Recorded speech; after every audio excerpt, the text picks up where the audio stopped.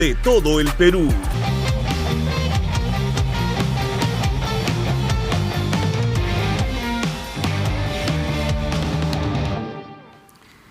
Buenas noches y bienvenidos a Nada Está Dicho. El día de hoy se llevó a cabo un Consejo de Ministros descentralizado en la región de Ica en esta oportunidad, en el curso del cual el presidente de la República anunció que el Ejecutivo observará la ley aprobada en el Congreso llamada de fortalecimiento de la autonomía universitaria, que algunos han más bien recibido, algunos muchos, como una contrarreforma y como una voluntad de debilitar la autonomía de la SUNEDU.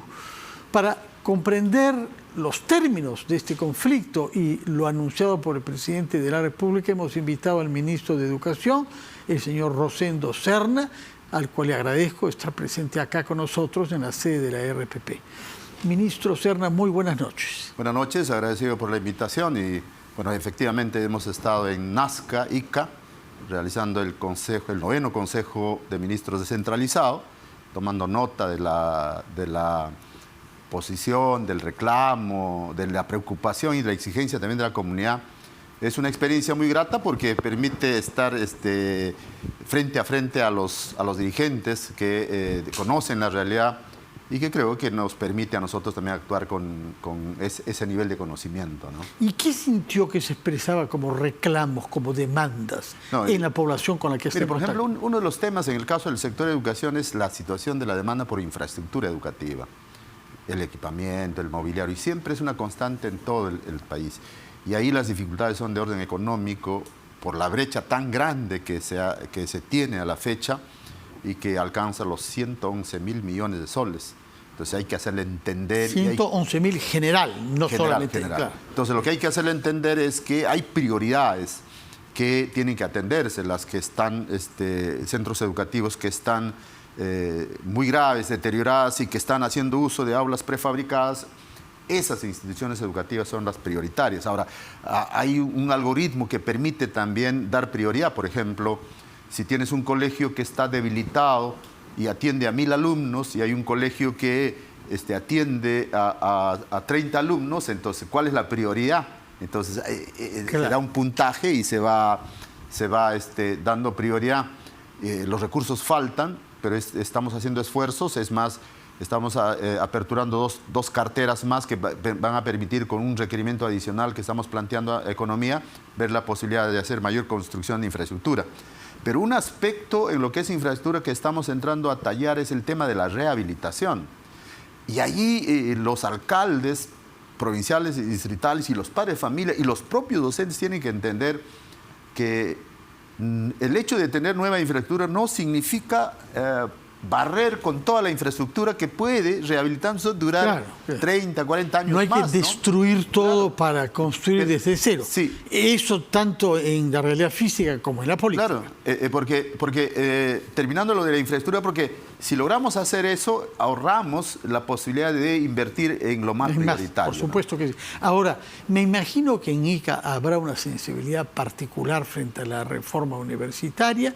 Por una parte, porque han tenido el problema de la Universidad Nacional San Luis Gonzaga de Ica, que finalmente ha sido licenciada, pero le costó trabajo, tuvo que hacer grandes esfuerzos y hubo una incertidumbre con muchos estudiantes que arriesgaron a hallarse ante una situación difícil. Pero por otra parte, cuando el presidente de la República anunció hoy en Nazca que observará la ley aprobada el miércoles en el Congreso, yo vi que hubo muchos aplausos.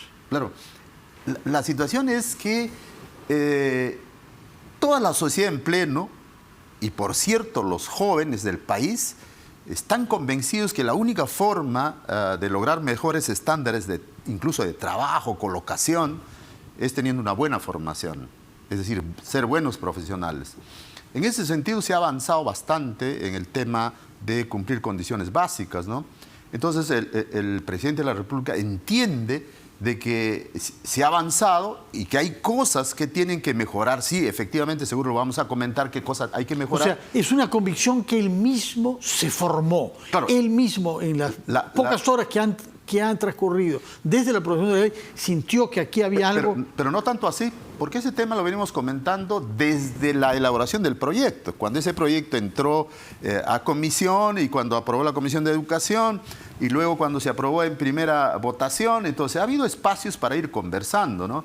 Y esta es una situación de maduración respecto a la propuesta y al sentir que hay que hacer eco del sentir, sobre todo de la juventud, en el sentido de que la educación de calidad es una aspiración y una necesidad urgente para el país, sobre todo la universitaria. Sí, por cierto, entonces, tiene que ver con el empleo. Claro, usted entonces, dice, ¿no? ¿qué es lo que se plantea ahí? Es que todo lo bueno que ha avanzado hay que sostenerlo. No se puede retroceder. Sí, eso es lo que él dijo efectivamente. Hoy no se puede retroceder en lo avanzado con la reforma universitaria. Y sin embargo, desde el punto de vista político, hubo muchos votos de Perú Libre que respaldaron ese proyecto de ley. Y es gracias al concurso de Perú Libre que se alcanzó la mayoría de votos. Es cierto, votos unidos con los del fujimorismo, con los de Renovación Popular y con los de Acción Popular. Mire, yo quisiera entrar en esta parte a separar dos cosas allí. La situación de decisión política, que seguro que obedece a determinados intereses también y a determinadas posiciones, convicciones respecto a la educación, desde un punto de vista político. Pero desde un punto de vista técnico también hay que discutir y hablar. Y no sé si usted ha percibido en mi posición. Yo no soy extremista ni a un lado ni a otro lado, tengo una posición técnica usted tranquila. es de Huánuco, y desde las manos cruzadas y desde Cotos es el centro de nuestro país, ¿no? Sí. Un poco sierra, un poco selva, cerca de la costa. Entonces, pero eso no significa que tenga una posición ambivalente respecto al tema. En el aspecto técnico, por ejemplo, yo hice la observación y conversé con los congresistas. Hay un aspecto de tipo legal que no se puede sustentar la aparición. La Ley Orgánica del Poder Ejecutivo habla de organismos técnicos especializados adscritos a un ministerio. Sí. Caso SUNEDU. Sí. Técnico especializado adscrito al Ministerio de Educación. Y ellos en su proyecto y en lo aprobado aparece un organismo autónomo. Y si usted revisa la estructura del Estado, la LOPE, no existe organismo autónomo. Lo que existe es organismo constitucionalmente autónomo. Eso significa de que hay que modificar Pero la eso Constitución. lo han hecho con toda conciencia porque sostienen, que me lo han dicho aquí ayer algunos de los entrevistados que han defendido esa ley, compañeros de Perú Libre, miembros de Perú Libre, que la SUNEDU en realidad estaba sometida a la voluntad del ministerio y ese es el argumento básico para sostener que la autonomía universitaria había sido violada. Ya, voy a ir. ¿Cuál es la realidad? Ya, Usted voy a como ese. ministro. Ya, por eso voy a ese hecho. Sí. Entonces, aparece un organismo autónomo que no está en la Constitución, que requiere otro camino. Entonces, desde ese punto de vista hay un aspecto Una legal falla que hay que técnica observar. como ley, de acuerdo. Respecto a la injerencia, es otro sustento Sí, a la injerencia. sí. Miren, en honor a la verdad, en lo que respecta a mí, que estoy 4 meses en el Ministerio de Educación, nunca he tenido ninguna situación de presión, injerencia ante la SUNEDU. Es más, yo he conversado 3, 4 veces con el superintendente, preocupado por el tema de la universidad, preocupado por los temas también de SUNEDU, pero desde un punto de vista técnico, académico. Y hemos estado señalando, y yo le he hecho observaciones muy serias a ellos, me han explicado también, y nunca he tenido una injerencia de tipo político. Allá los que antes de la gestión de este gobierno, que hayan tenido injerencia. Hasta el momento, todos los ministros que han desfilado por acá nos han dicho incluso que solicitaban algunas cosas que no les hacían caso en la SUNEDU. En particular, el incorporar a los institutos tecnológicos bajo la supervisión de la SUNEDU también. Parece que el ministro Cuenca, en particular, nos contó que no había logrado eso. No, claro, pero el ministro Cuenca seguro no estaba tomando en cuenta de que ahí es un aspecto de tipo legal. La SUNEDU está creada para la universidad, no para el Instituto Tecnológico. Pero él quería pues ampliar, modificar la ley, buscar el apoyo. Hubiese planteado una iniciativa legislativa que permita eso, ¿no? Y eso no hemos visto. Ahora, bueno, entonces hay un obstáculo jurídico a la viabilidad de esta ley aprobada. Claro. Pero hay además temas de fondo. Quería terminar sobre la injerencia. Entonces, si nosotros no estamos como gestión mostrando esa injerencia, se referiría a los anteriores. Pero ahí sí quiero ser sincero y totalmente transparente. El comentario, el rum de la calle, de la gente que tiene cierta... señala de que eso ha ocurrido. Que hay pequeños grupos que están al interior de SUNEDU y al interior del propio ministerio y que quieren que las cosas vayan por rumbo. Es más, en la primera entrevista que yo tuve con el presidente y el equipo de SUNEDU, yo le hice una pregunta y le dije lo que la gente comenta. ¿Por qué ustedes licenciaron la UTP en el caso de Chimbote cuando no tenían las condiciones básicas? Y no tuve una respuesta contundente. Yo hice esa observación porque finalmente yo no obedezco a ningún interés, ni grupal, ni partidario, ni nada. No es miembro de Perú Libre tampoco. Y tampoco, ¿no? Yo soy un hombre progresista, yo soy un hombre de izquierda. Pero en la izquierda hay una gama de posiciones y pues uno tiene sus puntos de vista y qué lamentable que nosotros no hayamos podido consolidar una propuesta país para que en estas circunstancias, así en bloque, podamos generar una mirada prospectiva del país, ¿no? Pero en fin, respecto a este tema de SUNEDU, entonces yo señalé, hice las observaciones, es más, observo también otro dato, por ejemplo.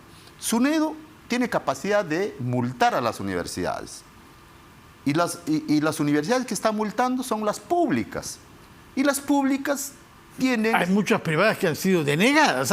No hay peor multa que eso, que cerrar una universidad de 50.000 estudiantes. En el caso de las privadas, creo que ahí ha habido un avance en el sentido de otorgar el licenciamiento a quien corresponde. Y creo también que esas universidades que han sido denegadas tienen una segunda oportunidad, pero que tienen que adecuarse a ley. Que no tiene que ser fácil en el país gestionar una universidad, porque se trata de la formación de los jóvenes y que tiene que tener un alto nivel.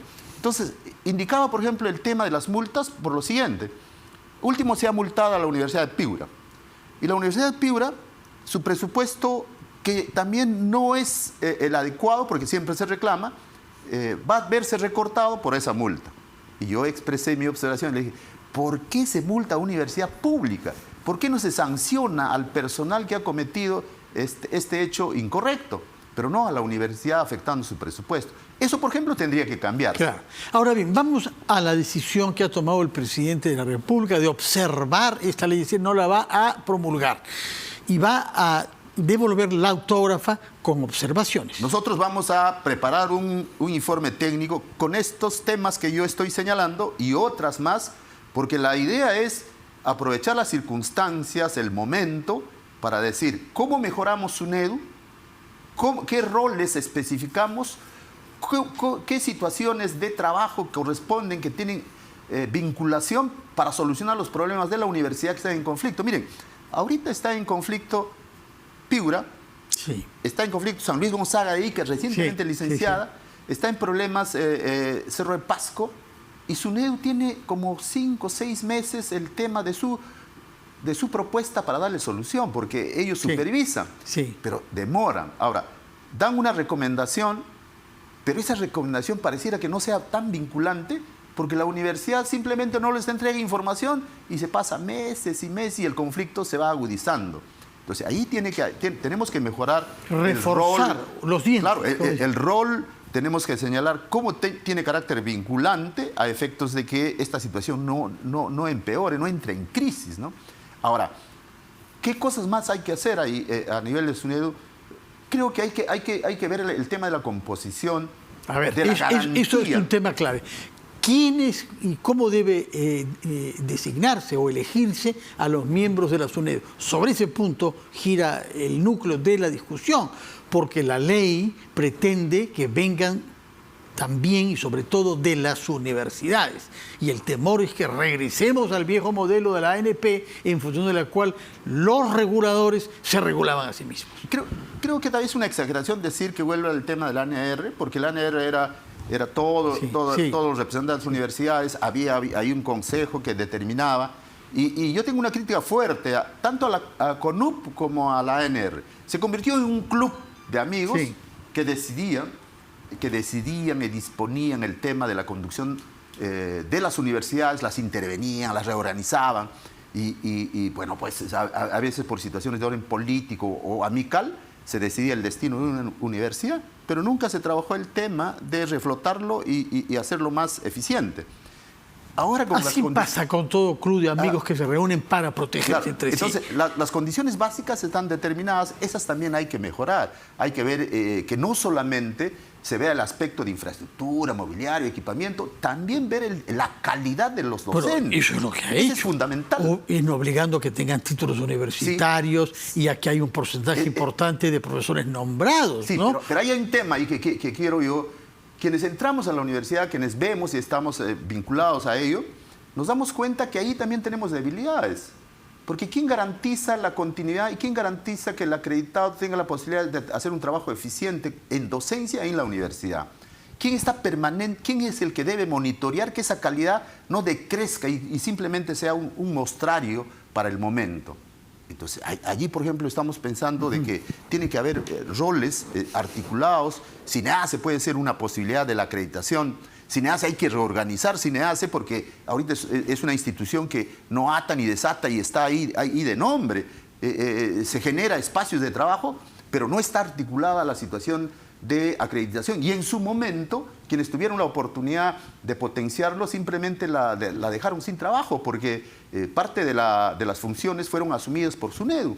Resumiendo, lo que usted cree que el presidente Castillo va a enviar al Congreso, observando la ley, gira en torno, lo que nos ha dicho hasta ahora, a 4 puntos. Y de repente a otras más, porque este trabajo es un trabajo corporativo, nosotros trabajamos en equipo, si bien es cierto, nosotros tenemos el liderazgo respecto a la situación técnica y la idea es devolver al Congreso y hacer una propuesta que permita, aprovechando las circunstancias y la coyuntura, mejorar la situación. Es decir, el rol de SUNEDU, la situación de la autonomía de la universidad, hay que garantizar la autonomía de la universidad. ¿Por qué? ¿Está en duda? ¿Ha estado en duda para SUNEDU? SUNEDU? Hay que garantizar, porque yo he visto un documento, y lo digo también con total transparencia, creo que me parece en la época de la ministra Flor Pablo, se emitió unos lineamientos, no me acuerdo del número, 808, no me acuerdo del número, pero donde se disponía la elaboración de los ROF y daba la pauta para que todas las universidades tengan ROF. Reglamentos de organización y funciones, sí.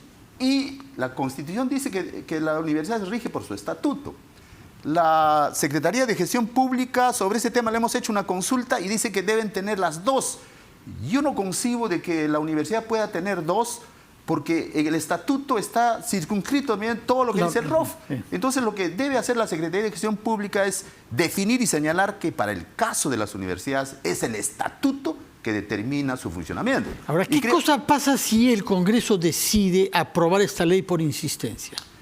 Miren, yo he estado llamando a la situación del debate técnico.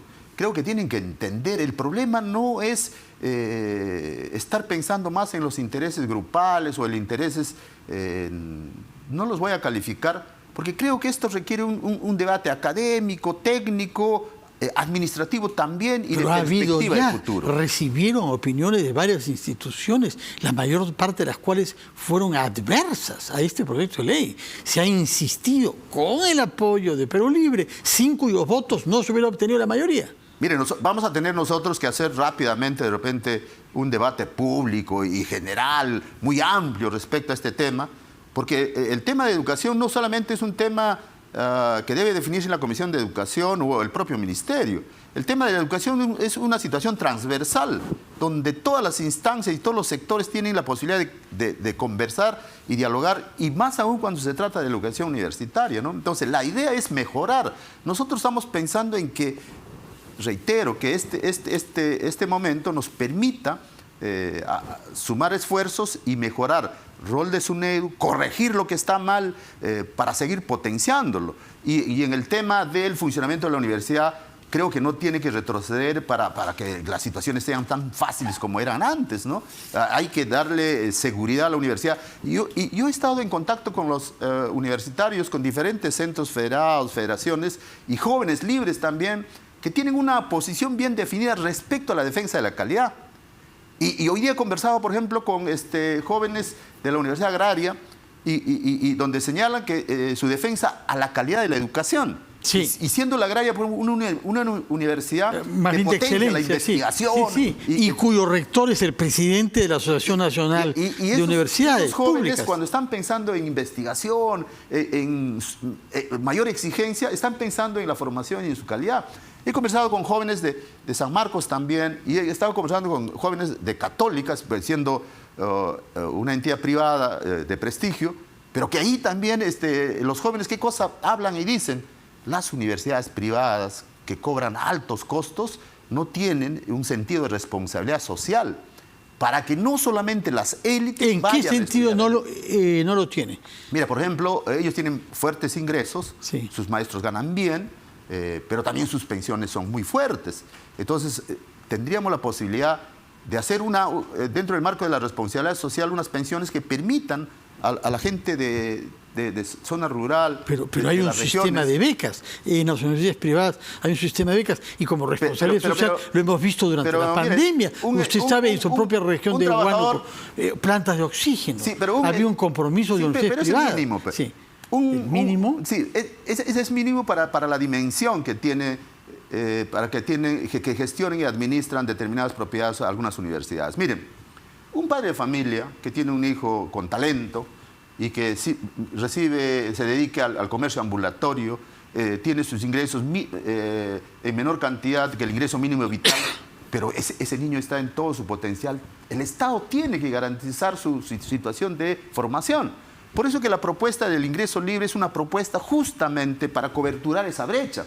Allí nosotros no estamos pensando en darle la oportunidad al ingreso libre a diestra y siniestra, sino pensando en aquellos que tienen debilidades y no pueden tener acceso a la universidad y nunca llegan a la universidad porque simplemente ¿Pero está usted seguro que quienes no pasarían un examen pueden tener un buen rendimiento universitario? ¿No estamos engañando a esos jóvenes con un supuesto ingreso libre para que luego se vean perjudicados? Por eso, ¿No es mejor elevar el nivel de la formación para que puedan pasar el examen como el resto?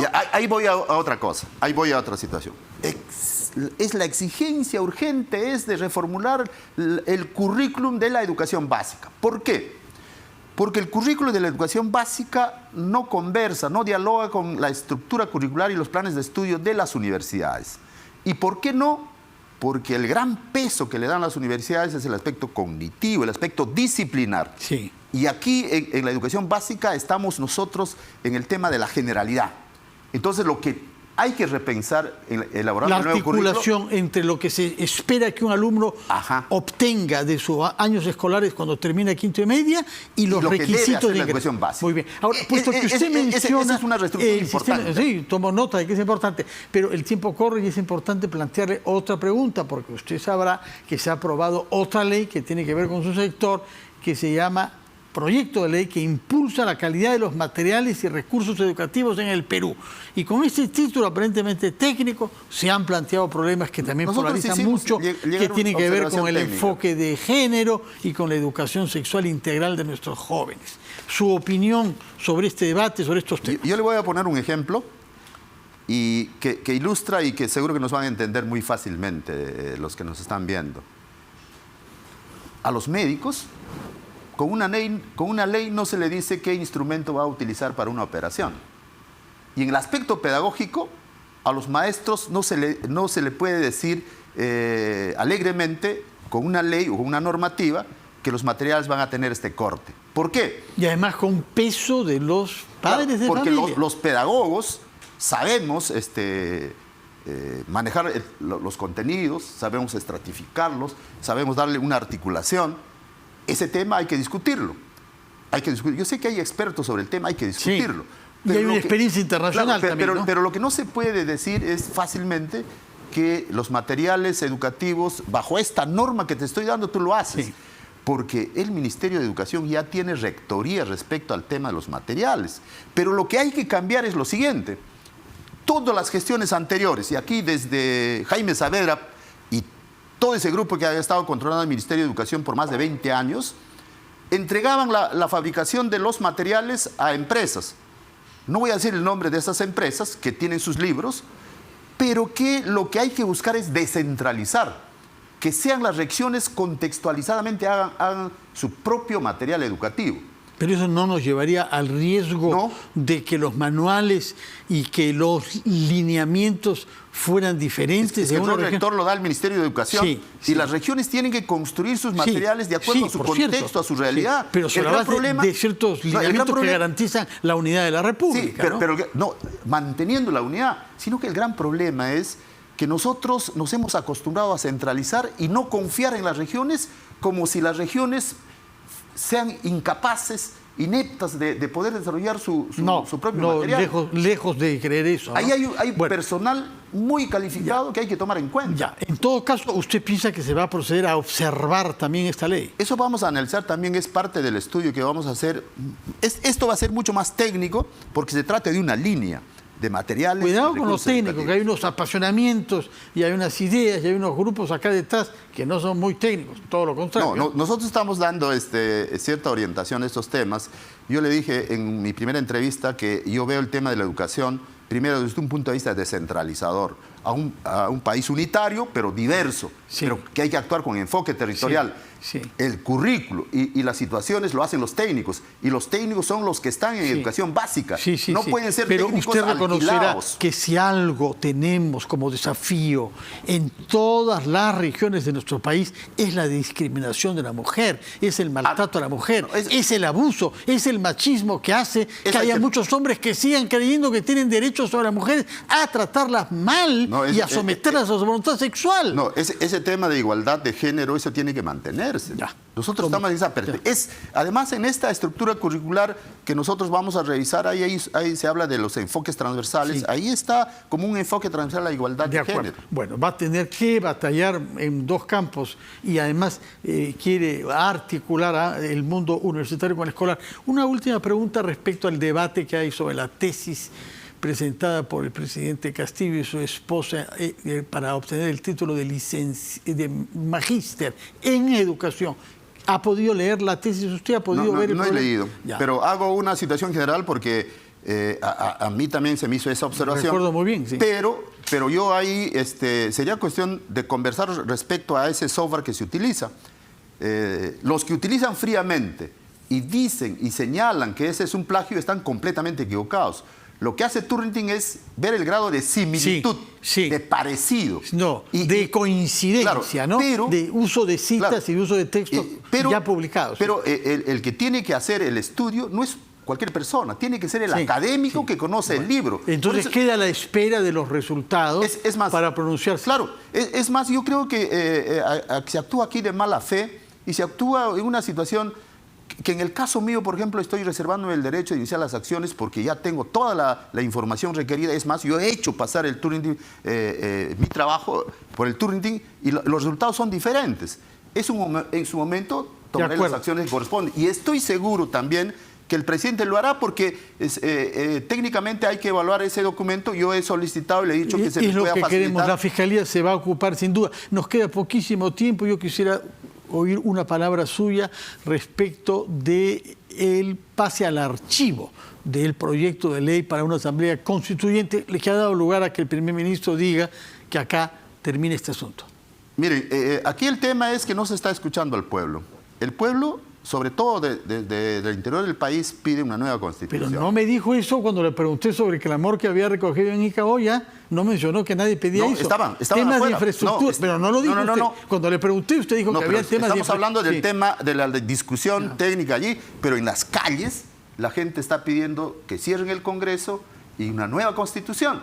Pero ¿de verdad usted cree, señor, pero hay un tema, que los agricultores de Huánuco, que los transportistas que tienen que pagar los precios que vemos, etcétera, creen que porque se cambia la Constitución se van a resolver esos problemas urgentes? Hay un aspecto, Fernando, que yo de repente pudiese poner en el debate.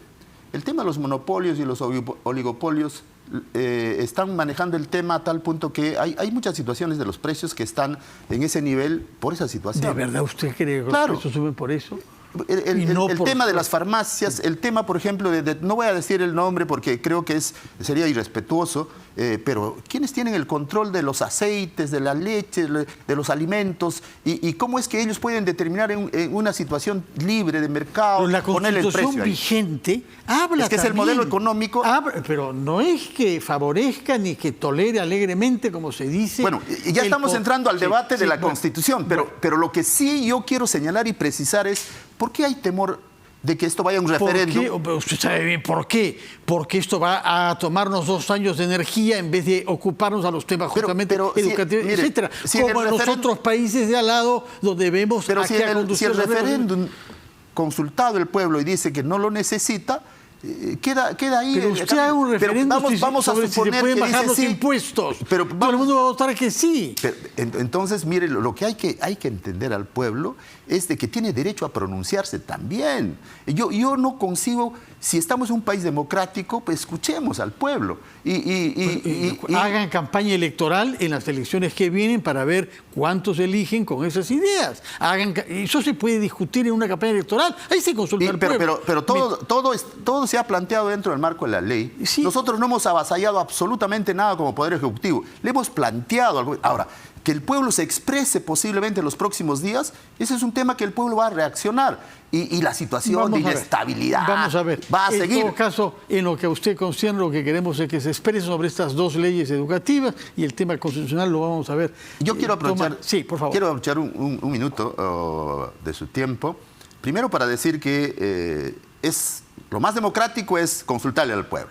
Y segundo, que es un tema importante, este domingo es el Día de la Madre. Sí. Y yo quiero dirigirme, aprovechando el medio, para un saludo cordial a todas las madres del Perú y fundamentalmente a las madres maestras de todo el Perú, porque le han puesto corazón, garra en estos 2 años de pandemia y han vuelto al aula y el gran porcentaje de casi cerca del 80% ya de personal femenino en el magisterio hace de que nuestra preocupación, nuestro trabajo sea también para fortalecer todo el esfuerzo que hacen. Muchas gracias. Un saludo cordial y siempre agradecido por el rol que les corresponde. Y yo me permito hacer un saludo a todas las esposas de las personas que tienen responsabilidades públicas, que ven a sus cónyuges atacados, criticados.